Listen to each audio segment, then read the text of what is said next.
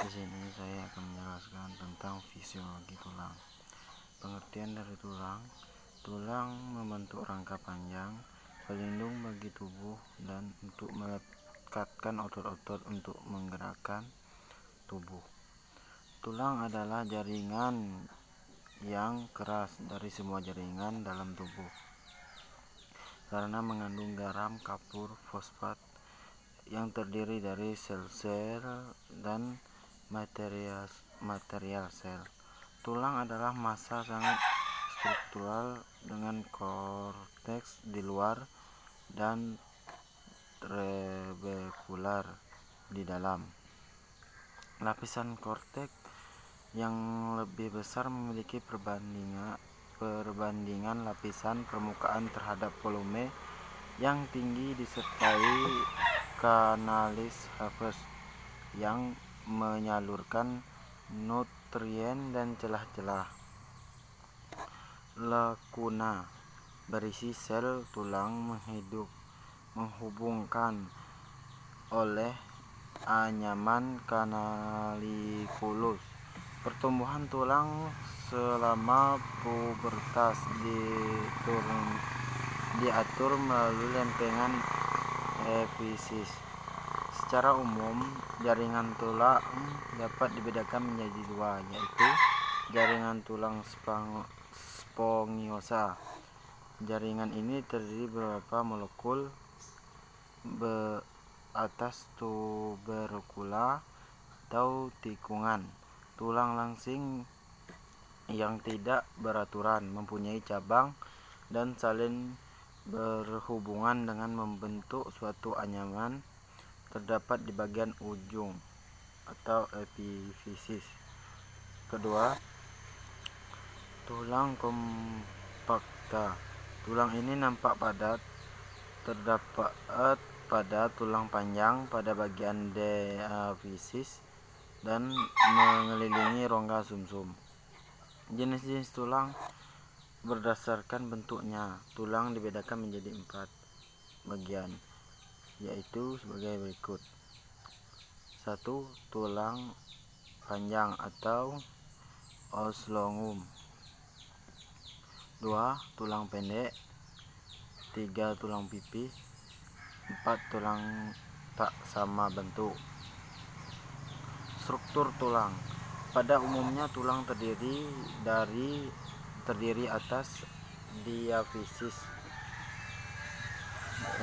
dan epifisis. Diafisis dan epifisis dipisahkan oleh kartilago epifisis yang mengalami penulangan osifikasi saat pertumbuhan. Kerasnya tulang disebabkan karena adanya garam-garam mineral yang mengandung di dalam tulang tersebut. Kalsium karbonat dan kalsium fosfat merupakan bagian besar dari zat anorganik yang membentuk sekitar 2 atau sampai 3 dari beratnya tulang. Pada anak-anak, zat organik lebih banyak daripada orang dewasa, dan karenanya tulang anak-anak lebih lunak dan kurang rapuh. Tulang disusun oleh beberapa sel yang berperan dalam penyusunan tulang. Tulang sun atas sel-sel berikut. 1. Sel ostesis adalah sel tulang dewasa yang berada pada kapsul mempunyai benjolan. Osteoblast adalah sel induk tulang yang berguna mensintesis bahan organik kandungan serat kolagen yang terdapat pada daerah permukaan tulang yang tersusun seperti lapisan epitel sel epifisis. 3. Osteoklast memiliki banyak tonjolan yang disebut refleks. Tonjolan ini berasal dari transformasi makrofag dan banyaknya mengandung lisosom. Fungsi tulang. Fungsi tulang pada tubuh manusia adalah sebagai berikut, yaitu A. Memberikan peran perlekatan otot, B. Memberikan kerangka tubuh, C. Memproduksi sel darah pada sumsum tulang, D. Menyimpan mineral terutama kalsium fosfat, E. Memungkinkan untuk membentuk gerakan tubuh dan dengan membentuk sendi yang digerakkan oleh otot. F. Melindungi organ-organ yang di dalam tubuh. G. Penyokong berat badan. H. Sebagai pengungkit bermacam-macam aktivitas pergerakan. Proses pembentukan dan pertumbuhan tulang. Sel yang berperan membentuk tulang adalah osteoblast, dan sel yang berperan menyerap tulang adalah osteoklast. Osteoblast adalah fibroblast yang mengalami modifikasi perkembangan awal sel ini dari mesenkin. Sama seperti perkembangan fibroblast serta melibatkan sejumlah besar regular faktor pertumbuhan yang sama. Osteoklast mengikis dan menyerap tulang yang sudah terbentuk. Tulang-tulang endokondral, tulang kartikal atau tulang kartilago merupakan tulang yang berkembang dalam proses pertumbuhan membentuk tulang. Ada dua macam proses, yaitu osikasi endokondral setelah membentuk epifise yang masih dalam keadaan tulang rawan. Pertumbuhan tulang ini tandai dengan pertumbuhan tulang rawan dan degenerasi epifise. Osifikasi membran, proses integrasi seluler pembentukan tulang baru di atas permukaan korteks yang telah dibentuk lebih dahulu pada saat terjadinya proses resorpsi tulang. Kedua cara ini berlangsung secara simultan. Proses pertama terjadi resepsi matriksnya, dan proses kedua berlangsung pelarutan hidroksiapatik. Rangka tubuh manusia. Manusia bisa bergerak karena adanya rangka dan otot. Rangka tersebut tidak dapat bergerak sendiri, melainkan dari bantuan oleh otot-otot. Dengan adanya kerja sementara rongga dan otot, manusia dapat melompat, berjalan, bergoyang, berlari, dan sebagainya. Rangka manusia memiliki fungsi utama sebagai berikut: memberikan bentuk tubuh, tempat melekatnya otot, pergerakan, sistem kekebalan tubuh, perlindungan, reproduksi sel darah, penyimpanan. Rangka manusia dapat dikelompokkan menjadi dua bagian, bagi poros tubuh aksial dan bagi alat gerak apendikular. Tulang pada manusia dewasa umumnya. Bagian aksial terdiri dari 80 tulang pada manusia dewasa umumnya, sedangkan bagi apendikular terdiri dari 126 tulang pada manusia dewasa umumnya. Bagian aksial terdiri dari tulang tengkorak, terdiri dari tulang tempurung kepala, os cranium, tulang dahi, os frontale, tulang kepala belakang, os occipitale, tulang ubun-ubun, os parietal, tulang tapis, os omoidale, tulang baji, os caudale, tulang pelvips, os tepale. B. tulang muka Osteoblastocarium, tulang hidung Osnelle, tulang langit-langit Osteotum, tulang air mata, tulang rahang atas, tulang rahang bawah, tulang pipi, tulang lidah, tulang pisau luku. 2. Tulang dada. Tulang dada terdiri dari 3 bagian, yaitu hulu,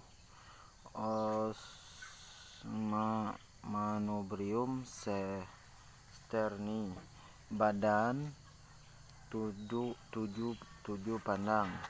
3. Tulang rusuk. Tulang rusuk sejati, tulang rusuk palsu, tulang rusuk melayang.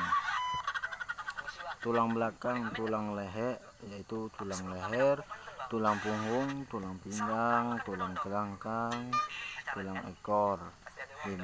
Tulang gelang bahu, tulang belekat, tulang selangkah. 6. Tulang gelang punggul, tulang usus, tulang pinggul, tulang duduk, tulang kemaluan. Bagian epidikuler terdiri dari tulang lengan atas, tulang hasta, tulang pengumpil, tulang telapak tangan, tulang jari tangan. 2. Tulang tungkai. Tulang paha terdiri dari tulang paha, tulang tempurung, tulang kering, tulang betis, tulang pergelangan kaki, tulang telapak kaki, tulang jari kaki. Faktor-faktor pertumbuhan tulang. Faktor yang mempengaruhi pertumbuhan tulang adalah herediter, faktor herediter atau genetik. 2. Faktor nutrisi. 3. Faktor endokrin. 4. Faktor persarafan. 5. Faktor mekanis. 6. Penyakit mempunyai pengaruh yang kurang baik terhadap pertumbuhan tulang. Penyakit dan kelainan pada tulang. Pada osteoporosis, suatu penyakit yang jarang dan sering parah. Osteoklas mengalami gangguan dan tidak menyerap tulang secara wajar, sehingga osteoblas bekerja tanpa adanya yang mengimbangi. Akibat adalah peningkatan kepada tulang, gangguan neurologis akibat penyempitan dan distorsi foramen, tempat lewatnya berbagai saraf, dan kelainan hematologi akibat dipenuhi tulang sumsum. Beberapa kelainan yang terdapat pada tulang adalah sebagai berikut. Kelainan tulang karena kebiasaan yang salah. 2. Kifosis, kondisi berkebalikan dengan lordosis. Skoliosis, tulang belakang bagian punggung membengkok ke kiri atau ke kanan. B. Kelainan tulang karena kurang gizi. Karena kekurangan zat gizi seperti vitamin D, zat kapur, dan fosfor dapat menimbulkan gangguan proses pembentukan tulang. C. Fraktura, patah tulang. 1. Patah tulang tertutup bila tulang yang patah tidak sampai merobek kulit. 2. Patah tulang terbuka bila tulangnya patah merobek kulit dan mencuat keluar. 3. Fisura, bila tulang hanya robek. Fisura, retak tulang. Artritis, radang sendi. Memar, gangguan ini merupakan robeknya selaput sendi bila sobeknya selaput sendi diikuti lapisan ujung tulang dari sendi tersebut. Uraian sendi. D. Kurang kuman. Misalnya TBC tulang, sendi terkena infeksi sehingga menimbulkan reaksi sakit yang hebat yang disebut arteritis sekundasif. Susunan tulang menurut garis besar meliputi tulang panjang, di tengahnya terdapat diafise dan kedua ujungnya disebut epise. 2. Tulang atap kepala terdiri dari dua lapisan, yaitu substansia compacta tabula externa lapisan luar dan substansia compacta tubula internal lapisan dalam.